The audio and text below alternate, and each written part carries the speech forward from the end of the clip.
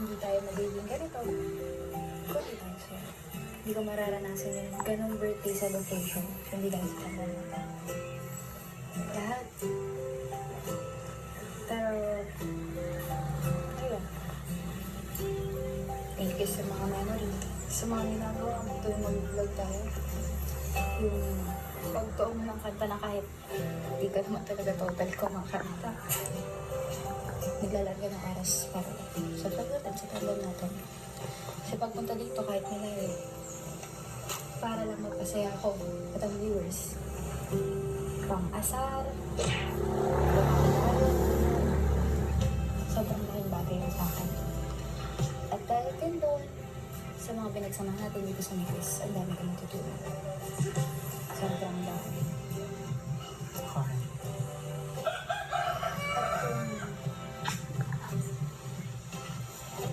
Siguro yun. Mabanggit yung Mekis sa atin. Siyempre, iba. Masaya ako. Hindi ako masaya na dahil mag-ano lang. Masaya ako kasi ayun, nakatulong tayo kila kuya. Kahit hindi talaga, ano sa atin, syempre, hindi naman natin gusto din yun. Pero ayan, sana, ikaw naman ganap natin sa buhay. Ikaw, sa charity mo, kahit kung ano bang mangyari. Sana huwag masalimutan. Kami. Huwag. Kasi ikaw, andito ka lang. Naging parte ka ng buhay ko, naging parte ang Chris sa buhay ko. Kaya sana ganun ka lang. Alam mo, Ano? kung isipin, makakalimutan kita after nito.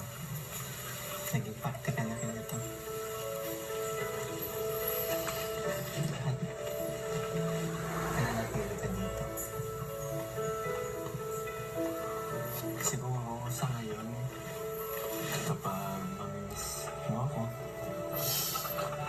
panoorin mo muna yung mga vlogs natin, mga videos natin, mga tanong sobra tayo nagkukulitan. Paano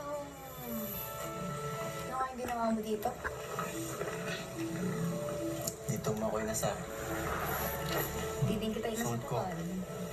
Pero doon mo ako unang beses na sobrang pinakilig. Nakilig. Kasi binati mo ako ng Happy Mansari. Hindi nga pala. Saka pamamiss mo ako. Panoorin mo na lang din yung mga vlogs ko. Ganun din siguro sa mga viewers na makakamay sa amin. Kami Chris, mananatili.